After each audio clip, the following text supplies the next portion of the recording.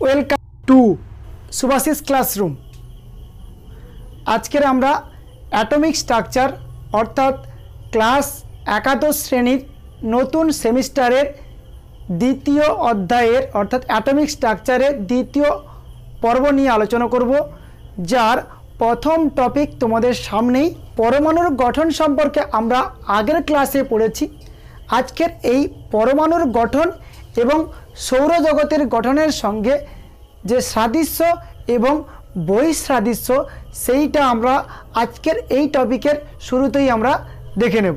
চলো আমরা সৌরজগতের সঙ্গে পরমাণুর গঠনের কী মিল আছে এবং কী অমিল আছে সেইটাই আমরা আজকের দেখে নেব। দেখো এইখানে তোমাদের সামনে একটা পরমাণুর গঠন আছে 2D চিত্র এবং আমাদের সৌরজগতের গঠন। দেখো যেখানে চোখকে কেন্দ্র করে বিভিন্ন গ্রহগুলো আমাদের বৃত্তাকার পথে আবর্তিত হচ্ছে এবং সেমভাবে আমাদের পরমাণুর গঠনে আমরা দেখতে পাচ্ছি নিউক্লিয়াসকে কেন্দ্র করে ইলেকট্রনগুলো বৃত্তাকার পথে আবর্তিত হচ্ছে, তাই তো? এবার আমরা দেখে নেব এদের দুজনের মধ্যে কী মিল আছে এবং কী অমিল আছে। দেখো সৌরজগতের মাঝখানে কি আছে? সূর্য। পরমাণুর মাঝখানে কি আছে? নিউক্লিয়াস। আর নিউক্লিয়াসের ভেতর কি থাকে? প্রোটন থাকে এবং পরবর্তীকালে আমরা জানব নিউট্রনও তার সঙ্গেই থাকে এবং বাইরের কক্ষপথে কি থাকে? ইলেকট্রন। সূর্যের অর্থাৎ সৌরজগতের বাইরের কক্ষে থাকে কি?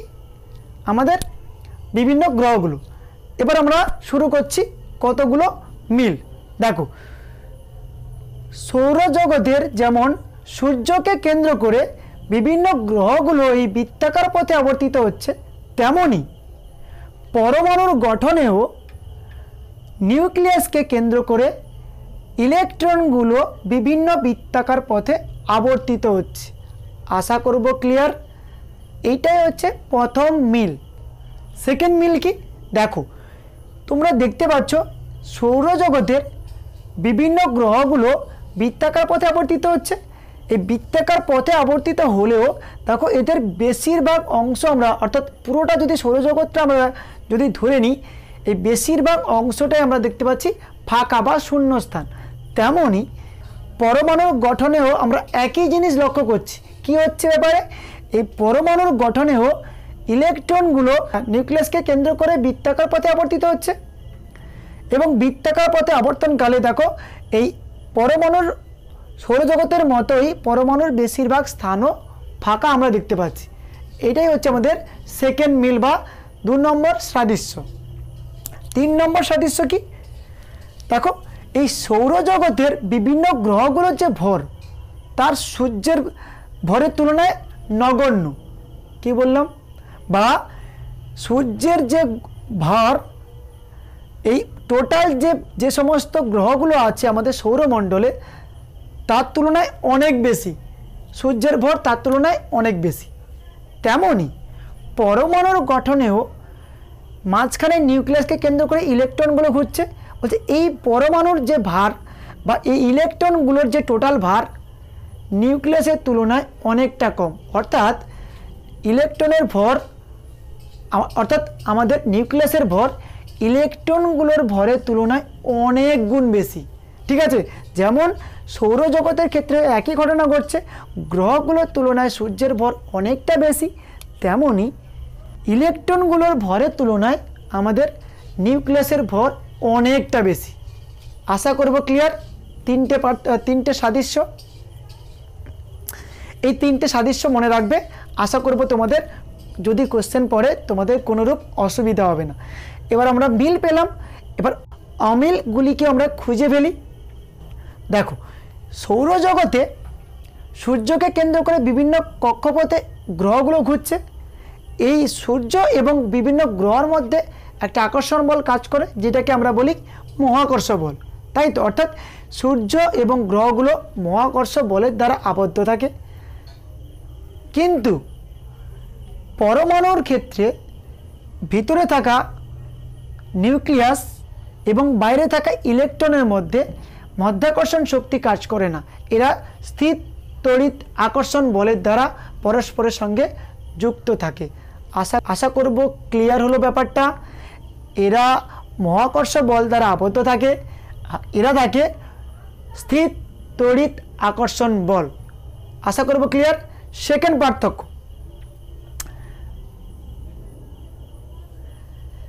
এই সৌরমণ্ডলে থাকা বিভিন্ন গ্রহগুলোর ক্ষেত্রে ভর এবং ধর্ম আলাদা হয়। কোন গ্রহ ঠান্ডা, কোন গ্রহ বেশি গরম, কোন গ্রহ বেশি ঠান্ডা, কোন গ্রহ মিডিয়াম। কিন্তু পরমাণুর তে থাকা ইলেকট্রনগুলোর অর্থাৎ নিউক্লিয়াসকে কেন্দ্র করে যে সমস্ত ইলেকট্রনগুলো বৃত্তাকার পথে আবর্তিত হচ্ছে, এই ইলেকট্রনগুলোর প্রতিটা ভর এবং ধর্ম একই হয়। এখানে দেখছি আমরা গ্রহগুলোর ভর এবং ধর্ম আলাদা হচ্ছে, কিন্তু এখানে ইলেকট্রনগুলোর ভর এবং ধর্ম একই হচ্ছে। এটাই হচ্ছে 2 নম্বর বৈসাদৃশ্য বা অমিল। 3 নম্বর বৈসাদৃশ্য বা অমিল কি? এই সৌরজগতে থাকা গ্রহ এবং সূর্য, এদের মধ্যে কেউই আধানযুক্ত নয়, অর্থাৎ কেউই পজিটিভ নয় বা কেউ নেগেটিভ নয়, এরকম কিছু হয় না। কিন্তু আমাদের পরমাণুর গঠনে মাঝখানে থাকে আমাদের নিউক্লিয়াস, আর নিউক্লিয়াসের মধ্যে থাকে প্রোটন এবং নিউট্রন, যাদের মধ্যে নিউট্রন হচ্ছে আমাদের নিস্তড়িত, কিন্তু প্রোটন হচ্ছে পজিটিভ, অর্থাৎ ধরে নিতে পারি মাঝখানটা পজিটিভ। এবং ঠিক তাকে কেন্দ্র করে ইলেকট্রনগুলো বৃত্তাকার পথে আবর্তিত হচ্ছে, আর ইলেকট্রনের চার্জ আমাদের জানি নেগেটিভ হয়, অর্থাৎ মাঝখানে পজিটিভ আর বাইরের কক্ষে নেগেটিভ, অর্থাৎ এরা নির্দিষ্ট আধানযুক্ত। কিন্তু গ্রহগুলোর মধ্যে কোনোরূপ আধান থাকে না। আশা করব এই 3টে পার্থক্য এবং 3টে মিল আমরা পেলাম।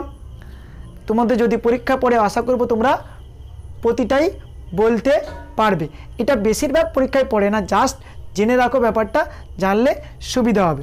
আশা করব সৌরজগতের সঙ্গে পরমাণুর যে পার্থক্য বা মিল তোমাদের আর কোনোরূপ অসুবিধা নেই। চলো আমাদের এই সেশনটিকে লাইক এবং শেয়ার করো। এরপরে আমরা যাচ্ছি নেক্সট টপিক। দেখো আমাদের পরের টপিক পরমাণু ক্রমাঙ্ক বা পারমাণবিক সংখ্যা, যাকে আমরা ইংরেজিতে বলি অ্যাটমিক নাম্বার কি। তোমরা পরমাণু ক্রমাঙ্ক বা পারমাণবিক সংখ্যা বা অ্যাটমিক নাম্বার সম্পর্কে অনেকেই অনেকভাবে জেনে এসছো। এখানে আমি একটা মেন ফ্যাক্টর তোমাদের বলবো, যেখানে তোমাদের কোনোরূপ কনফিউশন থাকবে না। দেখো আমরা পরমাণু ক্রমাঙ্ককে আমরা এইভাবে লিখি। ধরো আমি বললাম সোডিয়াম পরমাণু, তার পরমাণু ক্রমাঙ্ক আমরা এই নিচের দিকে লিখি, হয় এদিকে লিখতে পারি বা আমরা এদিকেও লিখতে পারি।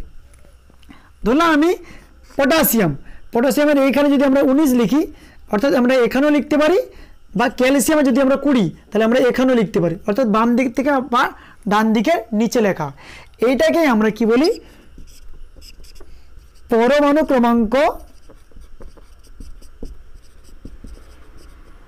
ক্রমাঙ্ক বা পারমাণবিক সংখ্যা। ঠিক আছে, দেখো কোনো একটা মৌল, আমি যদি বললাম পটাশিয়ামের মাঝখানে থাকে কি? নিউক্লিয়াস, অর্থাৎ এন আর পি, আর ঠিক তার বাইরের কক্ষে কি থাকে? ইলেকট্রনগুলো থাকে বৃত্তাকার পথে বা উপবৃত্তাকার পথে, সেগুলো আমরা জানবো পরবর্তীকালে, আমরা জানবো সেটা উপবৃত্তাকার পথেও হয়। এটা যদি কে কক্ষ এল এম এন, তাহলে প্রথম কক্ষে থাকে 2টো ইলেকট্রন। এটা কিভাবে জানবো? সেটা আমরা বোরের নিয়ম অনুযায়ী জানবো। তারপরে কক্ষে 8টা ইলেকট্রন,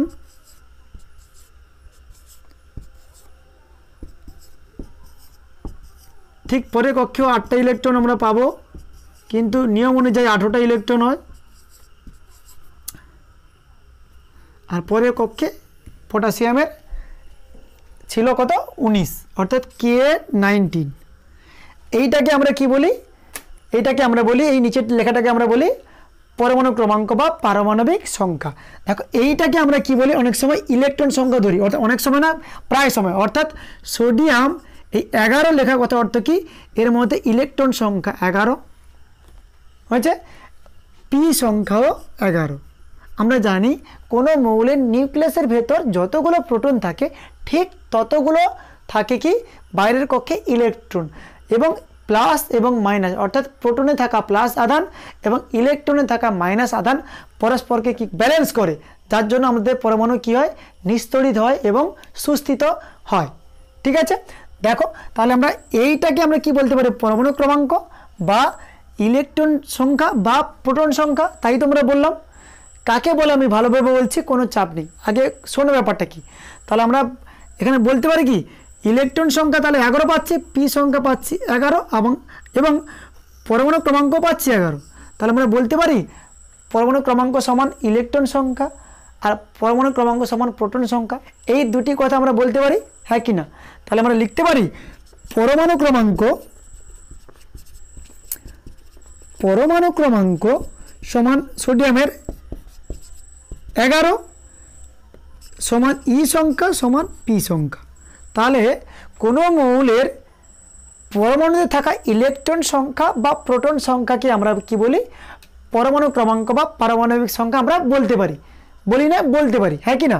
তাহলে ই সংখ্যাকে আমরা বলতে পারি, আবার পি সংখ্যাকেও বলতে পারি। কিন্তু তোমাদের বইতে যে সংজ্ঞাটা দেওয়া আছে সেখানে দেখবে বললে লেখা আছে কোনো মৌলের পরমাণুতে থাকা প্রোটন সংখ্যাকেই বলা হয় ওই মৌলের পরমাণু ক্রমাঙ্ক বা পারমাণবিক সংখ্যা। কোনো বইতে নেই, এমন কোনো বইতে তুমি পাবে না যেখানে ইলেকট্রন সংখ্যাকেই ক্রমাঙ্ক হিসাবে বা পারমাণবিক সংখ্যা হিসাবে ধরা আছে। স্যার তাহলে আপনি কি ভুল বললেন না, বইতে ভুল আছে? দেখো এই ইলেকট্রন সংখ্যা আর প্রোটন সংখ্যা আমরা পাচ্ছি কি সমান, আর ওটাকে আমরা কি বলি, পরমাণু ক্রমাঙ্ক। তাহলে আমরা ইলেকট্রন সংখ্যাকে ধরতে পারি, তাই তো, পরমাণু ক্রমাঙ্ক হিসাবে, কিন্তু আমরা ধরি না। এর কারণ শোনো, দেখো এই পরমাণু ক্রমাঙ্ককে আমরা রোল সংখ্যা বলতে পারি, কারণ এর ওপর ডিপেন্ড করে কোনো মৌলের ধর্ম প্রকৃতি হয় এবং তাদের ভৌত ধর্ম নির্ধারণ করে এবং অনেক সময় রাসায়নিক ধর্ম এই নির্ধারণ করে এই পরমাণু ক্রমাঙ্কের ওপর বা পারমাণবিক সংখ্যার ওপর। এবং তাহলে একটা মৌলের একটা ধর্ম নির্ধারণ করছে তার পরমাণু ক্রমাঙ্কের ওপর। যদি এই পরমাণু ক্রমাঙ্ক চেঞ্জ করে দিই বা চেঞ্জ হয়ে যায় তখন কি হবে, এর ধর্ম আলাদা হয়ে যাবে, হ্যাঁ কি না? তাই তো, যেহেতু এই কোনো মৌলের থাকা বা কোনো মৌলের ধর্ম কখনোই পরিবর্তন হতে পারে না যতক্ষণ না পর্যন্ত সে রাসায়নিক বিক্রিয়া করছে, তাহলে ওই মৌলের পরমাণু ক্রমাঙ্ক কখনোই চেঞ্জ হতে পারে না। এটাকে আমরা রোল সংখ্যা বলতে পারি। যেমন তুমি যদি একটা ক্লাসে থাকো, একটা ক্লাসে থাকাকালীন তোমার রোল সংখ্যা কি পরিবর্তন হয়? কখনোই হয় না, সেটা তুমি রেজাল্ট খারাপ করো বা ভালো করো। একটা ক্লাসে থাকাকালীন তোমার রোল সংখ্যা কি পরিবর্তন হতে পারে? ধরো তোমার ইউনিট টেস্ট হচ্ছে, তোমার ছিল 1 রোল, তুমি ইউনিট টেস্টে খুব খারাপ রেজাল্ট করেছো, ইউনিট টেস্টের পরে কি তোমার রোল নাম্বার চেঞ্জ হবে? হবে না, নিশ্চয়ই পরবর্তী ক্লাসে কী হবে। তেমনই এটাও কোনো পরমাণুর একটা রোল সংখ্যা যা কখনোই পরিবর্তন হয় না। যদি আমরা প্রোটনের পরিবর্তে ইলেকট্রনকে পরমাণু ক্রমাঙ্ক হিসাবে ধরতাম তাহলে অসুবিধা কী হতো শোনো, আমরা প্রোটন সংখ্যাকেই পরমাণু ক্রমাঙ্ক হিসাবে ধরি, ইলেকট্রন সংখ্যাকে ধরি না। শুনে নাও ব্যাপারটা কেন করি না আমরা। এই ইলেকট্রনকে আমরা আওয়ারা কণা বলি। আওয়ারা কাকে বলা হয়?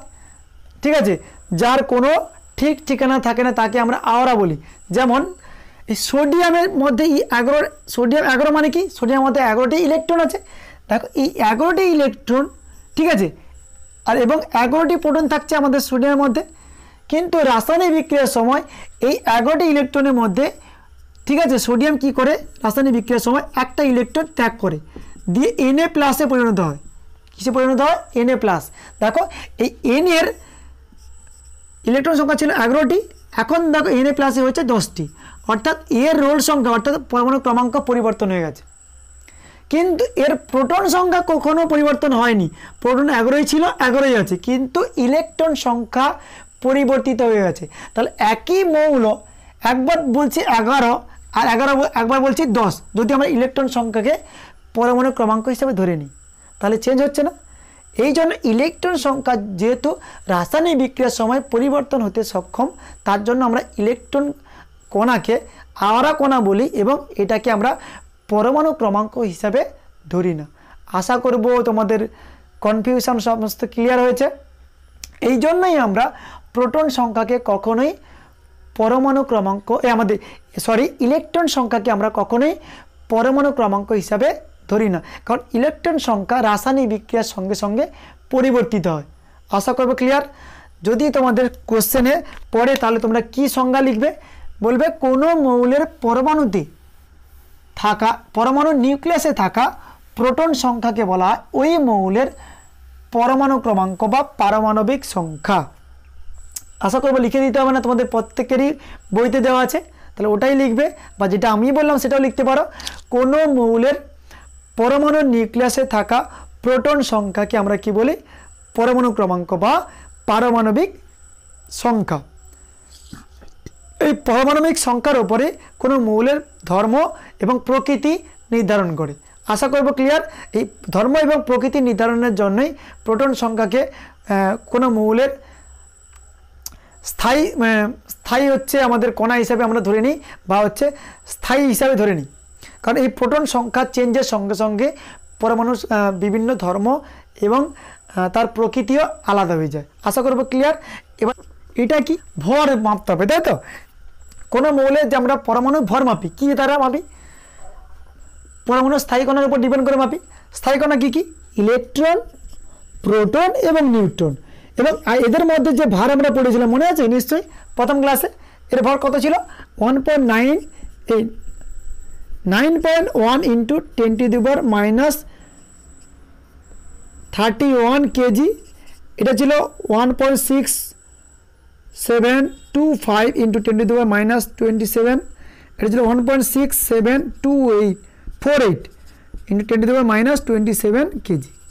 দেখো এই দুটো প্রোটন এবং নিউট্রনের ভরের তুলনায় ইলেকট্রনের ভর এতটাই নগণ্য, আমরা পরমাণু টোটাল ভর মাপার সময় ইলেকট্রনের ভর আমরা নেগলেক্ট করে দিই, অর্থাৎ ছেড়ে দিই, ধরিই না। তাহলে আমরা কার ধরি? প্রোটন এবং নিউট্রন। এবং এই প্রোটন এবং নিউট্রন কোথায় থাকে? নিউক্লিয়াসের মধ্যে থাকে, হ্যাঁ কি না?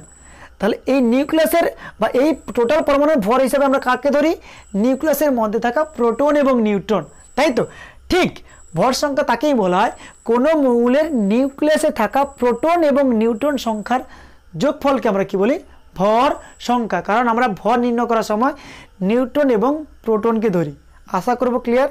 কোনো মৌলের নিউক্লিয়াসে থাকা প্রোটন এবং নিউট্রনের টোটাল সমষ্টিকে আমরা কি বলি?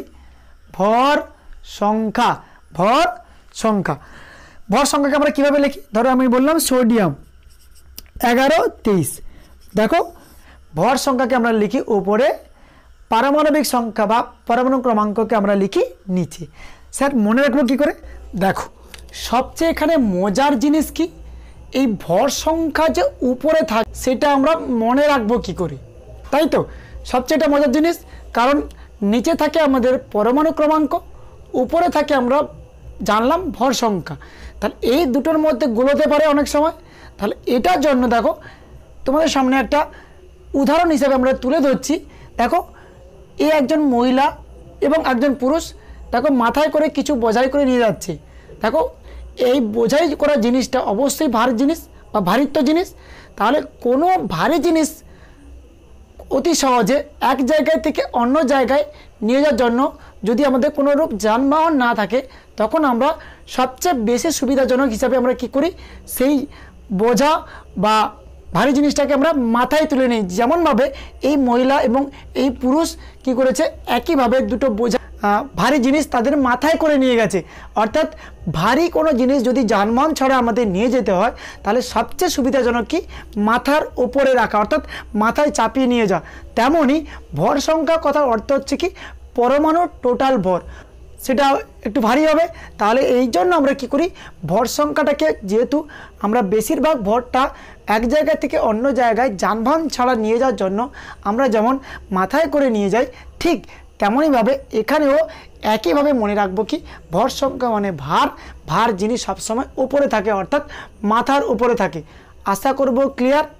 এবং ভর সংখ্যাটা জেনে গেলে পরমাণু ক্রমাঙ্ক তো কোনো জানার আর কোনো ব্যাপারই থাকবে না। কারণ কি? উপরটা ভর সংখ্যা মানে নিচেটা পরমাণু ক্রমাঙ্ক। আশা করব ক্লিয়ার, কোনো ডাউট নেই। চলো তাহলে এখানেও সেম জিনিস, সোডিয়ামের দেখো মাথায় কি আছে, সোডিয়াম উপরটা, এই উপরটাকে বলা হয় কি ভর সংখ্যা, উপরটাকে বলা হয় কি ভর সংখ্যা। অর্থাৎ এই 23-এর মধ্যে প্রোটন এবং নিউট্রন বর্তমান। কটা প্রোটন? প্রোটন তো আমরা জানি 11টি প্রোটন, হ্যাঁ কি না? নিচেরটা আমরা প্রোটন সংখ্যা জানি। আর নিউট্রন বার করতে হলে আমরা কী করবো? একদম বাচ্চা ছেলে জিনিস, উপর থেকে নিচেটা বাদ দিলে আমরা কী পাবো? কী পেয়ে যাব? নিউট্রন সংখ্যা। তাহলে এর মধ্যে নিউট্রন আছে 12টি আর প্রোটন আছে 11টি। আশা করবো ক্লিয়ার। ভর সংখ্যা নিয়ে তোমাদের কোনো কনফিউশন নেই। আজকের আমাদের এই সেশনটা এখানেই আমরা রাখছি। যারা নতুন দেখছো আমাদের এই চ্যানেলটিকে সাবস্ক্রাইব করে রাখো, কারণ আমাদের এই শুভাশিস ক্লাসরুমে তোমরা যাবতীয় কেমিস্ট্রি এবং ক্লাস 10ম শ্রেণী অর্থাৎ মাধ্যমিকের বিভিন্ন ভৌত বিজ্ঞানের বিভিন্ন যাবতীয় সমস্যার সমাধান পাবে। এবং সেমিস্টার 1, 2, 3, 4 আমরা ক্লাসগুলো, আমরা কেমিস্ট্রি ক্লাসগুলো আমরা এই সেশানেই নেব। অতএব এই চ্যানেলটিকে সাবস্ক্রাইব করে রাখো এবং যারা এই সেশনটিকে দেখলে লাইক এবং শেয়ার করো। এবং এই সেশনটি তোমাদের কেমন লেগেছে অবশ্যই কমেন্ট সেকশানে গিয়ে কমেন্ট করো। চলো আজকের এখানেই রাখছি, দেখা হবে পরের সেশনে গিয়ে। ততক্ষণ ভালো থেকো। জয় হিন্দ, জয় ভারত।